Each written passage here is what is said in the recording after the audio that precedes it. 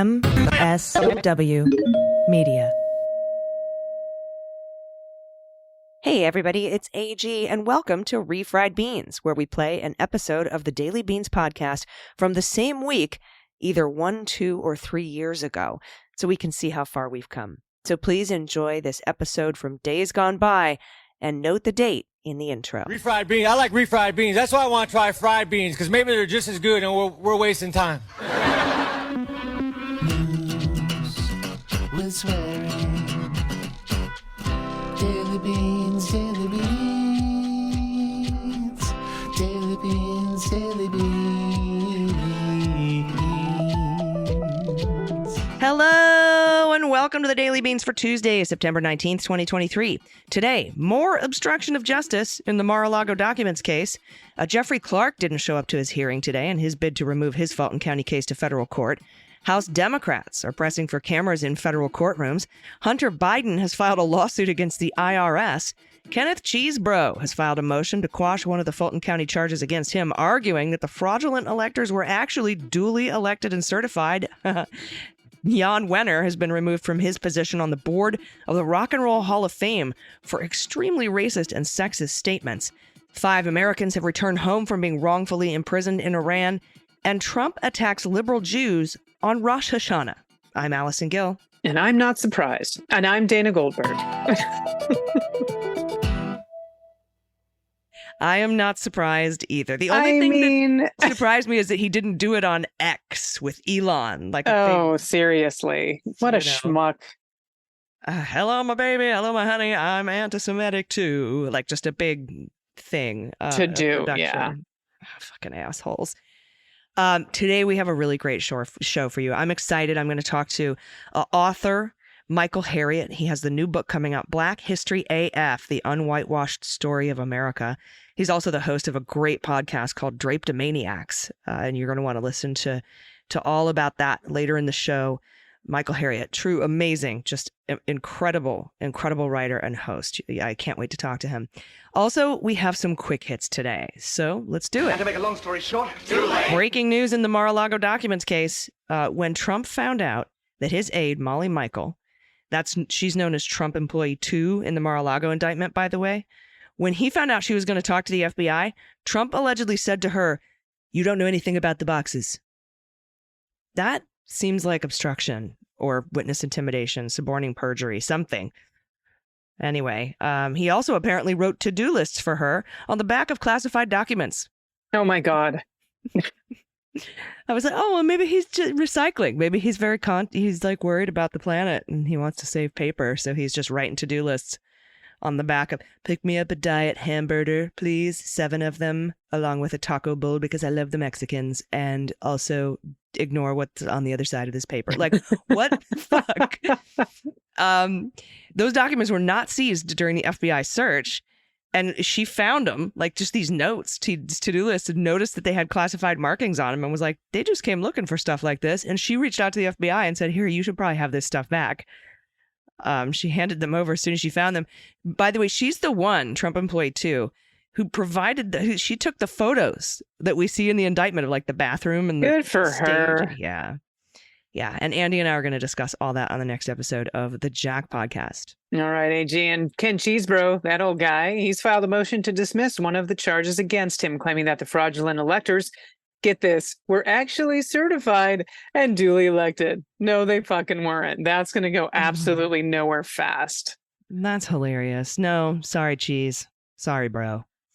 5 Americans jailed for years in Iran. They were widely seen as hostages. They're on their way home to the United States thanks to the Biden administration.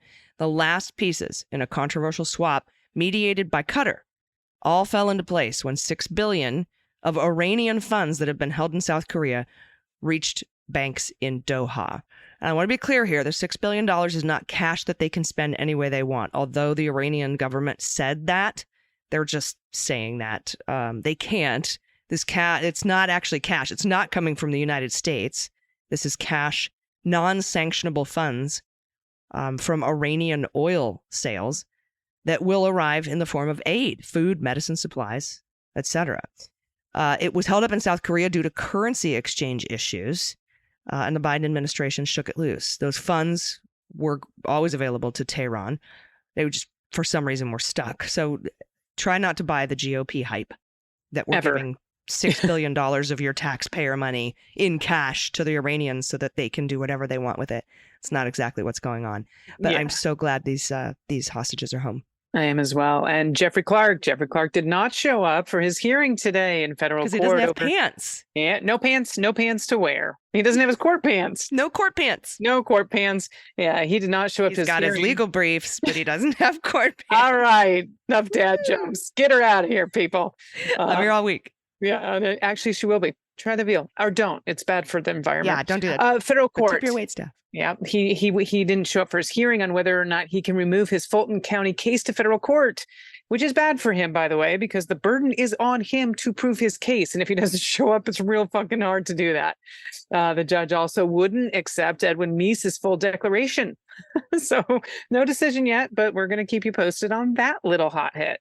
It's not looking good. And it never did. I mean, like we said, if Meadows couldn't get his case moved to federal court, no one can. Certainly not Jeffrey Clark. Go find an oil spill, as they say. All right. Those are the quick hits. We have more news to get to. Let's hit the hot notes. Hot notes. All right. From Kara Scannell. Hunter Biden has sued the Internal Revenue Service on Monday, alleging its agents illegally released his tax information and that the agency failed to protect his private records. It's totally true. They did that. President Joe Biden's son alleges the IRS unlawfully disclosed his tax return information and did not establish safeguards to ensure the confidentiality of his records. He's seeking, among other things, all documents involving the disclosure of the tax information, and he's not looking to get rich here. He only wants $1,000 each for all the unauthorized disclosures and attorney's fees, plus attorney's fees. And there were only 15, so it's only 15 grand. He's not here to make money. He's here for discovery, and that's what I'm fucking here for. The lawsuit, which was filed in federal court in D.C., does not name the two IRS agents turned whistleblowers as defendants. But the lawsuit is centered on disclosures made by the agents, Gary Shapley and Joseph Ziegler. Those statements were made in a Judiciary Committee hearing. And I love a good hoedown, though. I love the hayride. I'm keeping my mouth shut on that one. Keep it going. Keep it moving. It just came right out of my mouth. Okay. And don't comment on that either. Yep. Okay. Let's keep going. It's time to move on. Otherwise, I'm just going to dig myself into a bigger hole. Okay. And their lawyers in public statements. Also, congressional testimony and interviews. So this is Shapley and Ziegler. These are the two IRS quote unquote whistleblowers. The one that Sobocinski, by the way, whose testimony he just blew holes in. We talk about that on tomorrow's episode of Cleanup on Aisle 45. I need to get a clip. Okay, I'm done. We talk about that tomorrow on Cleanup on Aisle 45.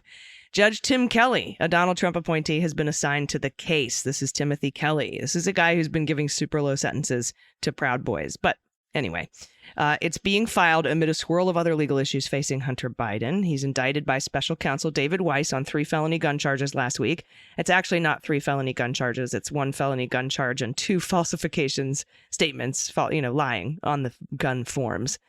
He's potentially facing additional tax charges by Weiss, and I think those tax charges might come, and this lawsuit might be a preemptive way to kind of cut that off at the pass. Now, quote, despite clear warnings from Congress that they were prohibited from disclosing the contents of their testimony to the public in another forum, Mr. Shapley and Mr. Ziegler's testimony only emboldened their media campaign against Mr. Biden.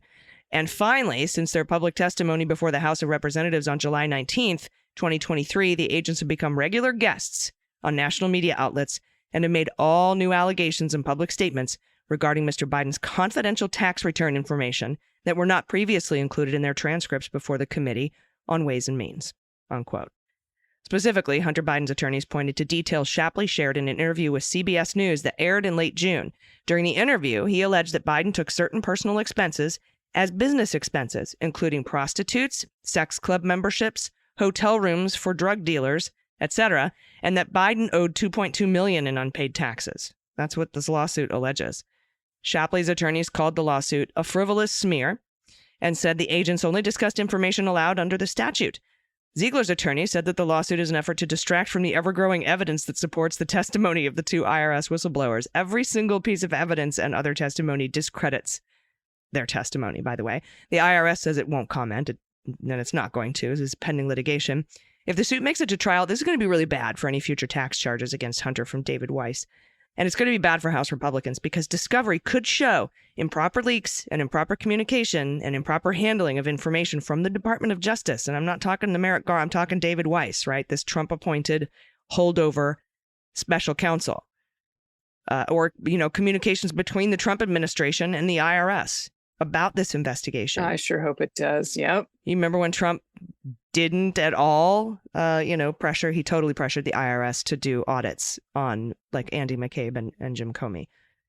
The article goes on to say the lawsuit is about the decision by IRS employees, their representatives, and others to disregard their obligations and repeatedly and intentionally publicly disclose and disseminate Mr. Biden's protected tax return information outside the exceptions for making disclosures in the law.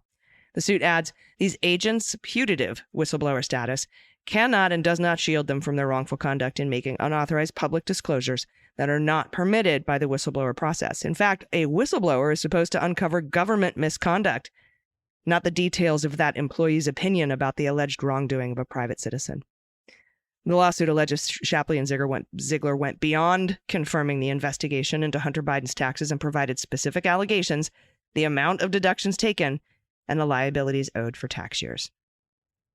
I love to see it. I'm so glad he's punching back. I really am. All right, this is from CBS News. House Democrats are pressing for cameras in federal court as the Trump trials and Supreme Court session loom. Now, this is a quote. You try to read their body language. You watch them, their reactions closely. It's an art, not a science. This is from Glenn Ivey. This is what he recalled. When you're in a jury trial, the last thing on your mind is anything other than the judge and the jury. Even a television camera would be ignored. This is what Ivey is saying. Now, Ivey's a first-term Democratic member of Congress from Maryland. He has spent decades as a state and federal prosecutor before winning a seat in the House. He is now one of a growing number of House Democrats urging support for a new law or new rules allowing television cameras inside United States federal courts. Ivey insisted the cameras wouldn't impact the tone or outcome of a criminal trial, but would instead give Americans an unbiased, unfiltered view of the justice system. I happen to agree. He went on to say, there's no substitute for people seeing proceedings for themselves and drawing their own conclusion. Now, there will be cameras in at least one of Trump's trials, okay? In Georgia, Fulton County Judge Scott McAfee has ruled that all related hearings, all of them and trials in that specific case are going to be televised. State law there allows for televised proceedings as long as cameras do not disrupt the proceedings. Now, mix in some, which just means Trump's not going to be able to, he's going to like directly address the cameras. You know, that's what's going to happen if he's doing this and knows there's cameras in the court. Now, if you mix in some high stakes Supreme Court arguments and the ongoing electoral impact of the landmark 2022 ruling overturning Roe v. Wade, and some members of Congress sense an opportunity to end the federal government's prohibition on cameras in federal courts and the Supreme Court of the United States. There have been multiple pieces of legislation formally introduced in Congress in recent years to allow cameras into the nearly 100 federal criminal court systems nationwide. Some Democrats are now increasing their advocacy for a bipartisan bill that is sponsored in March by Chuck Grassley of Iowa and Democratic Senator Amy Klobuchar. Well, this bill was introduced before it was known that Trump would be charged, by the way, in federal criminal court. So this isn't just so we can see the clown show. They've been wanting this for a while. The senators had championed their proposal at the time by saying, and I quote, the judicial branch has a massive impact on our daily lives and the lives of generations to come. Yet few Americans ever get a chance to see inside the legal process. Speaking with CBS News, multiple House Democrats are now encouraging support for such proposals, citing the importance of ensuring any Trump trial is shown on television for Americans to watch. They're leveraging Republican claims of witch hunts against Trump as part of their arguments. Rep. Gerald Nadler of New York, who is the top Democrat on the House Judiciary Committee, he told CBS News, I'm sure that Republicans are going to try and say that this case is somehow a put-up job, that it's a railroading. If the American public can see what's going on, they'll be much more confident in our justice system, end quote. Now, Ivey says cameras in federal court, criminal courts would prevent perceptions of bias. In news coverage of the Trump trials, I agree. And he said, I think it's the only antidote to the acrimonious theater that you're going to get otherwise. And he went on to say, you don't have many news sources that are viewed as independent anymore, rightly or wrongly. Now, in a separate effort, a coalition of 36 House Democrats has written a letter to the Judicial Conference which oversees federal court procedures, seeking a narrower change of policy to allow for televised proceedings of any Trump federal trial. Citing increased interest in the issue, the Congressional Research Service has published a memo detailing options for Congress to consider. The memo, issued in August and reviewed by CBS News as well, said the federal prohibition on cameras in federal courts can only be overturned through a decision by the Judicial Conference of the United States, which administers the federal court system, or through congressional legislation. And a quote from this ending it is, debate regarding whether to expand video broadcasting in the federal courts often weigh an interest in providing public information about proceedings against preserving the integrity of the legal process and due process rights of parties. And that is from the memo. So we'll see what happens with that. Yeah, I don't know. The Judicial Conference is made up of like 80% conservative judges. I don't think Trump is going to want these televised, even if he says he wants these televised, because he will want that information vacuum that he can fill with bullshit. So Absolutely. we'll see what happens, but I don't have much hope here. Next up from Mariana Alfaro at the Post. On the final day of the Jewish New Year celebration, former President Trump shared a flyer on social media accusing, quote, liberal Jews who didn't support him of having voted to destroy America and Israel. In a post Sunday on Truth Social, his social media platform, the 2024 Republican presidential frontrunner added a flyer created by the organization Jexit. That's a group that seeks to draw Jewish voters away from the Democratic Party. The text featured in the flyer appears on the group's Facebook and Instagram pages. It says, "Let's hope you learn from your mistake and make better choices moving forward. Happy New Year." Trump's post amid a celebration of Rosh Hashanah drew strong rebuke, with Amy Spittelnick, chief executive of the Jewish Council for Public Affairs, calling it anti-Semitic. Jonathan Greenblatt, CEO of the Anti-Defamation League, said it was dangerous and wrong to suggest an entire segment of the Jewish population voted to destroy America and Israel. Quote, whether or not it's intentional, President Trump is playing into a conspiracy theory about dual loyalty here. That's what he said in a statement to the Washington Post. Even worse, this is happening on one of the holiest days of the Jewish calendar, Rosh Hashanah. Jewish people have historically voted for Democrats in far greater numbers than for Republicans, and Trump has a lengthy history of attacking Jewish voters who don't support him. The flyer Trump shared on Truth Social listed the move of the U.S. Embassy to Jerusalem and the 2019 U.S. recognition of Israeli sovereignty over the disputed territory of the Golan Heights as proof that the former president is not an anti-Semite. No, for God's sake. Greenblatt of the ADL noted that even though his organization, quote, supported many of these policy decisions, the ADL does not believe that our community needs to be lectured about how to vote. I would agree. All right, to end this portion, this is from Ben Cesario at the Times, and maybe a content warning here for out-of-control sexism and racism, if you will. Yeah, Jann Wenner, the co-founder of Rolling Stone magazine, has been removed from the board of the of the Rock and Roll Hall of Fame Foundation, which he also helped found, by the way. This is one day after an interview with him was published in the New York Times, in which he made comments that were widely criticized as sexist and racist because they were sexist and racist. Now, the foundation, which inducts artists into the Hall of Fame and was the organization behind the creation of its affiliated museum in Cleveland, they made the announcement in a brief statement released Saturday, and this is what that was. Jann Wenner has been removed from the board of directors of the Rock and Roll Hall of Fame Foundation.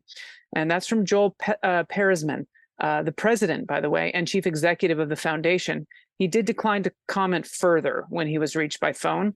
But the dismissal of Mr. Wenner comes after an interview with the New York Times published Friday and timed to publication of his new book called The Masters, which collects his decades of interviews with rock legends like Bob Dylan, Mick Jagger, John Lennon, Bruce Springsteen, Bono, all of them, by the way, white and male. Regarding women, Mr. Wenner said, and I quote, just none of them were as articulate enough on this intellectual level, and remarked that Joni Mitchell was not a philosopher of rock and roll. What a dick. Yeah, and by the way, the sentence, just none of them were as articulate enough on this intellectual level, he's the least articulate of anyone. Yeah. Now, his answer about artists of color was less direct. And he said, a black artist, Stevie Wonder, genius, right? That's what he said. And he went on to say, I suppose when you use a word as broad as masters, the fault is using the word. Maybe Marvin Gaye or Curtis Mayfield. I mean, they just didn't articulate at that level. Fuck off. Now, Mr. Wenner's comments drew an immediate reaction, by the way, with his quotes mocked on social media and past criticisms unearthed of Rolling Stone's coverage of female artists under his tenure, Mr. Wenner's. Now, Joe Hagan, who in 2017 wrote a harshly critical biography of Mr. Wenner called Sticky Fingers, he cited a comment by the feminist critic Ellen Willis, who in 1970 called the magazine viciously anti-woman. In a statement issued late Saturday by a representative for Little Brown and Company, the publisher of his book, by the way, Mr. Wenner said, "In my interview with the New York Times, I made comments that diminish the contributions, genius, and impact of Black and women artists, and I apologize wholeheartedly for those remarks." All right. And this is another quote. "The Masters is a collection of interviews I've done over the years," he continued, "that seemed to me to be the best represent an idea of rock and roll's impact on my world. They were not meant to represent the whole of music and its diverse and important originators, but to reflect the high points of my career and interviews I felt illustrated the breadth and experience in that career. They don't reflect my appreciation and admiration for myriad totemic world-changing artists whose music and ideas I revere and will celebrate and promote as long as I live. I totally understand the inflammatory nature of badly chosen words and deeply apologize and accept the consequences." Good Lord. Now, Mr. Wenner founded Rolling Stone in 1967 with the music critic Ralph Gleason and made it the preeminent music magazine of its time, with deep coverage of rock music as well as politics and current events. Much of it was written by stars of the new journalism movement of the 1960s and 70s, like Hunter Thompson. Mr. Gleason died, by the way, in 1975. Now, the Rock Hall has been criticized for the relatively few women and minority artists who have been inducted over the years. According to one scholar, by 2019, just 7.7% of the individual in the hall were women, not even 10%. But some critics have applauded recent changes, and the newest class of inductees includes Kate Bush, Sheryl Crow, Missy Elliott, along with George Michael, Willie Nelson, Rage Against the Machine, and the Spinners. So, yeah, he's a dick. The apology, I think, is bullshit, and the excuse, but he's getting every piece of flack that he deserves on social media and abroad. Yeah, I don't understand the follow-up explanation. That's what your answer should have been when you were first asked the question. Yeah. So that seems very contrived to me. All right. Well, everybody, we have a lot of good news to get to. But before that, you're going to want to stick around because I'm going to be talking to the host of the Drapomaniacs podcast, author of the new book, Black AF History, The Unwhitewashed Story of America. His name is Michael Harriot. You're going to want to stick around for this. We'll be right back. After these messages, we'll be right back.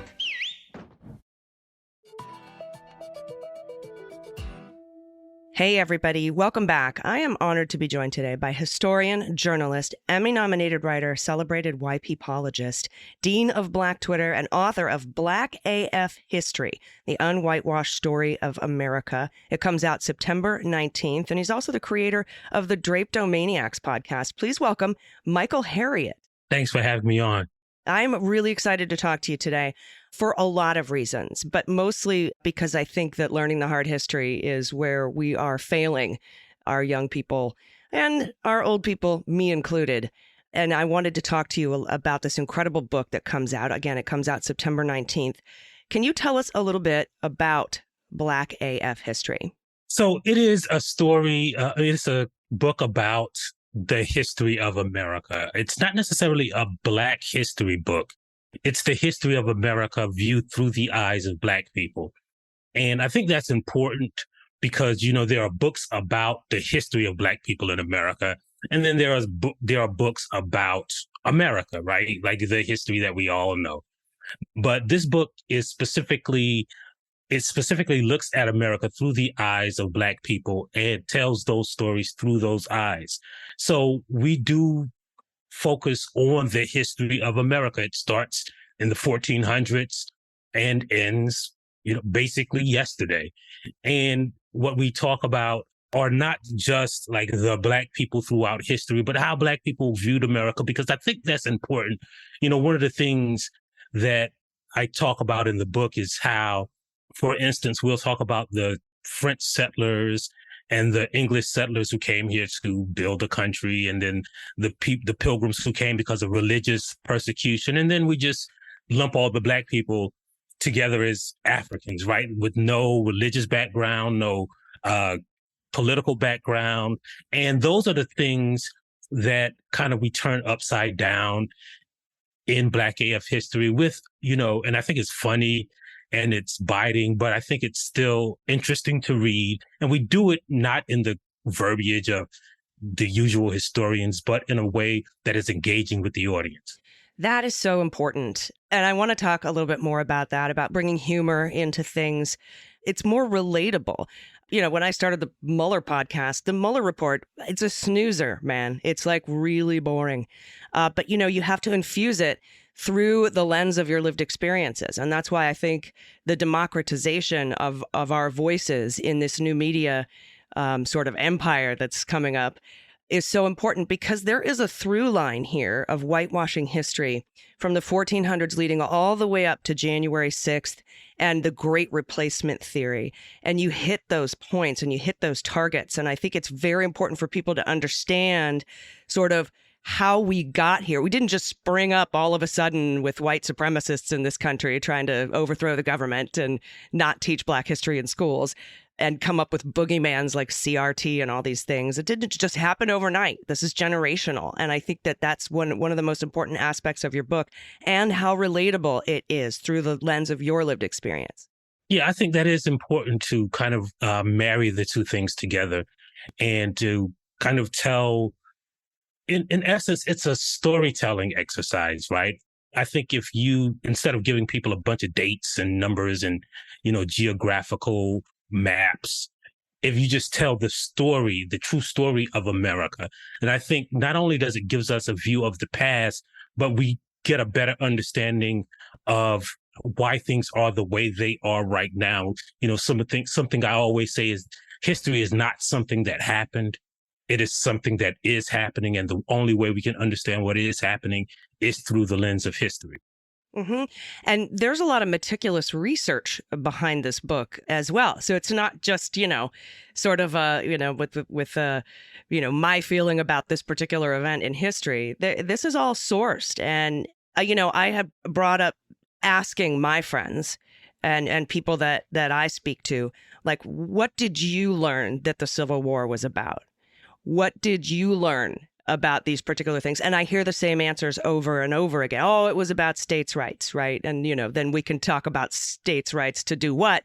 But we've all seemed to have grown up in this sort of context with blinders on to protect the status quo. And so that is why I think, first of all, why I love this book. It's truly relatable, but the hard history is important. So talk a little bit about some of the research that went into this book. Well, what we did was usually use primary sources, and I engaged with historians. One of the main historians kind of who gave me a template or a curriculum for this book, Blair Kelly, has a book out now called Black Folks, about the history of working class America. And so we engaged with these sources and these historians to see not just like what happened, but what were Black people thinking at the time that this event happened? What were they talking about? So instead of pulling articles from the New York Times, we'd go and research articles from the Black newspapers at the time, from journals, from diaries, from, one of the great resources was during the New Deal, there was this slave project that went and interviewed people who were still living that experienced enslavement. And so we use those things to kind of give people a view of how Black people saw America at the time. And, so there was a lot of research. And it's funny because, you found two things, right? One was that a lot of the stuff that we thought was lost to history really wasn't lost to history, right?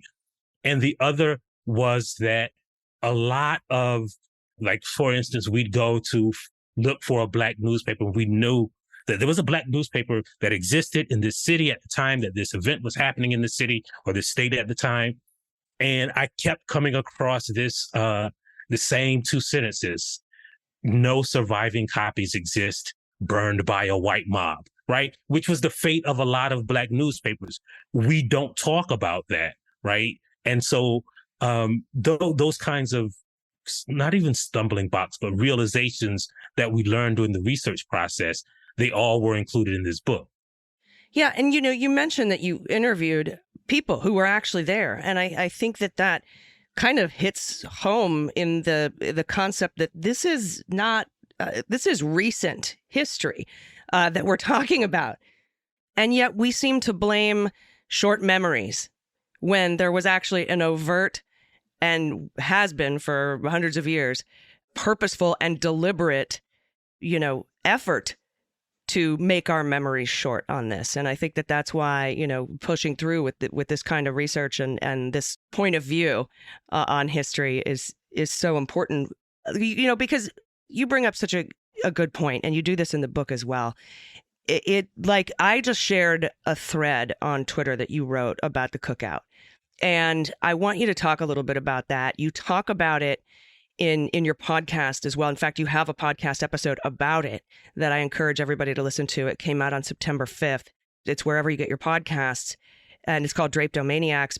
But talk about the consequences of that kind of just overt, deliberate whitewashing and how it impacts us. And then, of course, we just sit around and go, oh, it's because we have short attention spans. Yeah, so we know, and we talk about this in the book, right? So we know that a lot of the history that we have lost or has been whitewashed, it wasn't kind of, a game of telephone where it was misinterpreted through the years, right? So we know that after the Civil War, when we were building schools, there was a group of women, white women, called the Daughters of the Confederacy, who engaged in a campaign, who created the campaign to change history books. It was called The Lost Cause.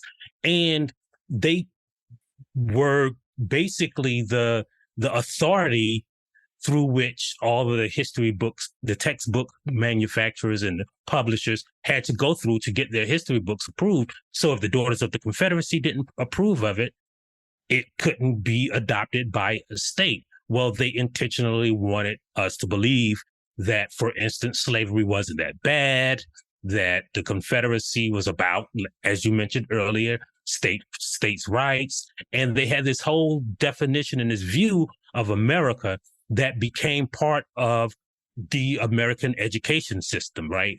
And it wasn't like misinterpretation. It was an intentional effort to rebrand America as this benevolent society that was never racist. It was just the consequences of, a bunch of things. And so that whitewashing still goes on today. And when you think about it, I did an article a couple of years ago where when this whole CRT thing started, and I looked at the politicians who objected to, this real history. And what I did is, instead of kind of seeing what they thought about it, I just went back to their schools and dug up the textbooks that they used when they were learning. So a lot of the perpetuation of this nonsense is because the people in charge don't know. They are subjects and victims of this whitewash history too. So they think they know the truth when they really don't. It's harrowing that your description of these Daughters of the Confederacy and their curriculum are mirror images of what's going on in states like Florida right now. It's, PragerU writing all of the curriculum for certain schools and how that negatively, it just shows that this is an intentional effort. Let's talk about what we can do about this. I mean, obviously, we're putting out books, we're reading books, we're sharing stories, et cetera, which is, I think, the number one best thing we can do, democratize the media and get everybody's voices out there and have the stories told in a relatable way through the lenses of our lived experience. But what else, what else can everybody else do who maybe doesn't have a microphone or can't sell a book? Well, of course they could buy this book, but the other thing that they can do, it's a very important part. That's a very important part of this, is to just learn the shit, right? Right. Because and I say that as a joke, but it's also true that when you know that all the things that I learned was wrong, right? Like, we know the moon isn't made of cheese, right? We know that the earth isn't flat. So when someone teaches your child that the earth is flat, you'd say, oh, no, this is wrong, right? And the other part of that is that the more that the truth becomes normalized. I was talking to someone the other day about climate change and how, like a few years ago, there was this big debate about climate change. And there wasn't really a big propaganda effort or a big effort to educate people, right? We just put the science out there, and there's more science or more truth got into the public sphere. Now we're at a part where like 3/4 of the country believes that climate change is caused by human beings. And we know that, and we understand that now just because we put the truth out there. So putting the truth out there is an important first step, and learning the truth is an important first step. But I think, and I say it as a joke also, but it is also true that we can attack it the same way that they attack Black history, the same way that they attack LGBTQIA rights, and that tell them that, for instance, in states where they outlaw history that makes children feel uncomfortable. Well, my children feel uncomfortable about learning about Thomas Jefferson, right? Like about valorizing a man who was essentially a rapist. My children feel uncomfortable about learning about English and French and Spanish settlers, and not about the indigenous people who lived here, not about the history of the people who they brought here, right? Like, why does that history get elevated and the other history gets erased? Well, that makes my children uncomfortable. So if we put them on the playing field that we've been on, I think, and turn those tables, I think that's an important step also. Yeah, and I think that starts locally, right, with our school boards. I know that they are under attack, and we have to, make sure that we defend our kids' education. And I say ours collectively as a country. Before I let you go, I really want to talk a little bit about drapetomaniacs. What is drapetomania? Because I listened to the episode explaining it. I would like you to give everybody the rundown of what drapetomania is. So in 1852, a doctor named Samuel Adolphus Cartwright came up with a religious actual medical diagnosis for what made Black people, enslaved people, want to be free. He said it was a mental illness called drapetomania, from the root word, the Greek word draptos, which is slave, and mania, which is, of course, a mania, a mental illness. And so this idea was this diagnosis was in medical books until like the 1930s. And so what we did is we took that idea, that nonsensical idea, and applied it to Black history. Who were the drapetomaniacs? Who were these people who we thought were so crazy because they had these ideas of freedom in their head? So each episode focuses on that, and it uses comedy and music and sound design to tell these stories. And we also have celebrities, Black celebrities, Joy Reid, Roland Martin, Charlemagne the God, Yvette Nicole Brown, playing these characters from history to tell these stories. It's absolutely fantastic. I recommend everybody listen to it. You can also now pre-order the book, Black AF History, the Unwhitewashed Story of America, wherever you get your books. And please listen to Drapetomaniacs, Unshackled History, wherever you get your podcasts. I've appreciated talking to you today. It's an incredible book, and I love what you're doing, and I really do appreciate it. And I can't thank you. I can't express how grateful I am for your voice. So thank you. Thank you for having me and telling us what to read. It's my pleasure. It's such a good book. Everybody, Michael Harriot. Stick around. We'll be right back with the good news. After these messages, we'll be right back.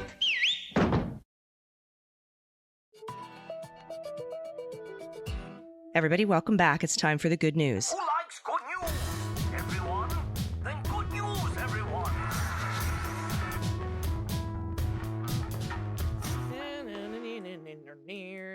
Good news, good news. And if you have any good news, corrections, confessions, what the heck wine, find the cat. If you want to do misheard song lyrics, if you want to share a story about your favorite blankie or whoopee or that of someone that you know and love, Or if you want to give a shout out to somebody you love, or a shout out to yourself, tell me what you're doing, or a shout out to a small business in your area, or your small business, or your big business, whatever you're doing. I want to hear about it. Baby pictures, frog orgies, anything you want to send to us. Adoptable pets in your area. Go to dailybeanspod.com and click on contact and send it in now. First up from Elizabeth, pronouns she and her. Thank you for both being a funny spot on my drive in every morning.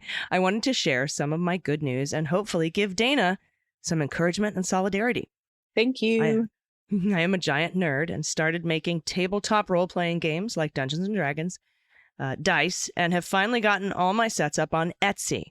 And I've had sales locally. I'm super proud of myself, and I want to offer encouragement to anyone who doesn't think their art is good enough to share. Take a chance on yourself. You might be surprised. Dana, on Friday last, you expressed embarrassment that we listeners might think ill of you for mispronouncing words. I want to tell you, I, for one, absolutely do not. I am famous in my friend group for mispronunciations. I tried saying orangutan one night, and it came out ornangatang. That's great. There you have it. And then I couldn't say it correctly for years because my brain decided that's just how it's going to be pronounced from now on. Agoraphobic became angoraphobic. The list goes on. So all that to say, please no need to get embarrassed. I am right there with you. Thanks again to both of you. And I've included Pod Pet Tax. Here's my two girls, Siggy, yellow, and Freya, black. I remember Siggy and Freya. Nice. But the pictures for some reason did not come through, Elizabeth. not. So Yes, Thank you so much I'm again. famous for putting the wrong emphasis on the wrong syllable. So that also messes up some of the words. It happens. Awesome. I'm telling you, brilliant people can't spell either. It's been proven. True. But also there's some brilliant people that can spell. So who knows if that's true. All right. This is from Michael, pronouns he and him. Correction to a correction. Okay. On Friday's show, Alan F. corrected Dana's identification of Jack Reed as a Republican senator from Long Island, somewhat more correctly identifying him as a Democratic senator from the state of Rhode Island and Providence Plantations. Perhaps lost to you amid the other good news in the 2020 general election was the fact that Rhode Island voters, on their third crack at this particular question, finally decided to remove and Providence Plantations from the official state name. While traditionalists tried to argue that the term plantations as the title had no connection to Southern plantations and its associations with enslavement, enough voters recognized either that A, in fact, there was no essential difference in the way the word was used throughout the original colonies, or B, even an unintended echo of a term associated with the slave-based economy was painful and anachronistic. Anachronistic? See, there's one there. Anachronistic. Anachronistic. Anachronism. Yeah. There you go. Now for Pod out of step with the times. Yes. For Like Pod if you saw a fork at medieval times. Oh, that it'd would be an anachronistic. Got it. anachronism. Or that what was at the end of Game of Thrones, the Starbucks coffee someone forgot to edit out of the, there you go. For Pod Pet Tax, please see the attached photos of my and my husband's 4 rescues, Duncan, Bianca, Cirrus, and Callista. In the photo on the sun deck, Bianca, Callista, Duncan, Cirrus in the photo of them staring down at me from the top of the basement steps. They're all mongrels, so it would be fun for you to play What the Mutt with them, but I'll save that for upcoming submissions. Thanks for keeping me and all your listeners both better informed and sane. Your positivity and good humor help brighten even the bleakest news day. Michael, thank you so much. And you and your husband's dogs are adorable. Look at these. Look at the steps one. Look at the little guy. Oh, he's like, what? Well, you got a problem? Come at me, bro. What you Come at me, doing? bro. So cute. What? I'm a producer. I like vodka cranberries. That's what he's saying to me right now. Oh, all right. Next up from Darius. Excuse me. Thank you for the pronunciation key, Darius. Pronouns he and him. Hi, I'm about to be a first-time dad. And I'm going to be the stay-at-home parent because my partner is a PhD while I'm a small business owner. In fact, I just launched my first product website, ollaspice.com. That's OLLA spice.com for a spice blend that I've been making for my coffee, and I wanted to share it with others. I listen to your podcast while I do the little things that must be done and try to keep things humming along. And I so enjoy hearing your take on what's brewing in the news day to day. Thanks so much for the hard work that you put in to keep up with the deluge that we as Americans face every day. It's so damn much, but I'm sure that we can get through it together. Ah, yes, Darius, that's kind of the whole point of this and this whole community. So thank you so much for that. Also included a picture of my old man buddy, the best kitty person, The best kitty a person could ever have as a companion. So everybody check out Olla Spice, OLLA spice.com for a delicious blend that you can put in your coffee. And look at the blep on the kitty. Oh, that's a good blip. He's a derpy. I love him, I want to pet him, It is good.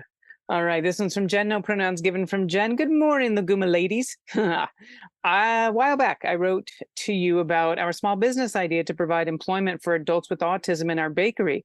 We are inspired by our daughter, Zoe, an autistic adult. We ran into permit issues with the shop we were building, so we're thinking outside the box. We hired a professional baker and an assistant baker on the spectrum. We're renting space in a commissary kitchen and renting a storefront while our bakery is completed. So check us out.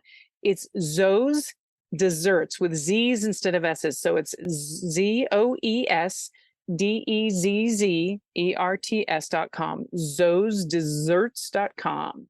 Oh, I love it. Oh, I do look. too. I love these colors too. The blue, the lime green, that pink. That's excellent. Very Zoe's cool. Desserts. Love it so much. Thank you.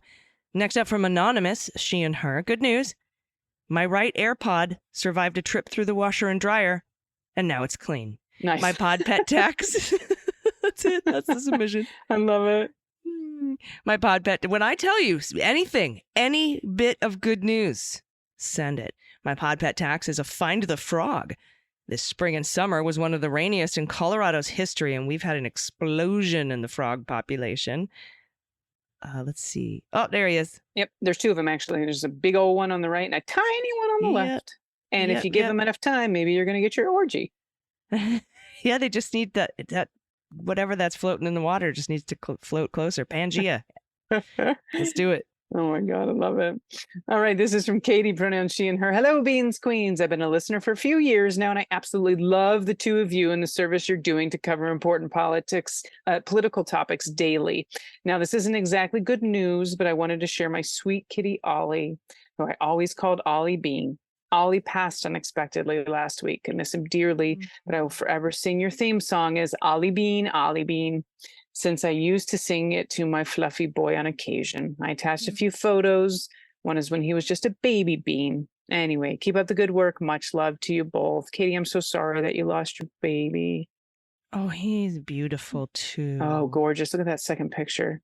And the kitten. Yeah, I know, the baby bean. Such thing as an ugly kitten. No, and he's just lovely. I'm so sorry. It's hard. That leaves a hole in your heart. Yeah. When a pet has to leave. But now, baby pet pictures. So not, baby pictures, baby humans for Dana, baby kitties. Yes, please. I'll take baby anything. Baby animals, baby babies, baby plants are adorable.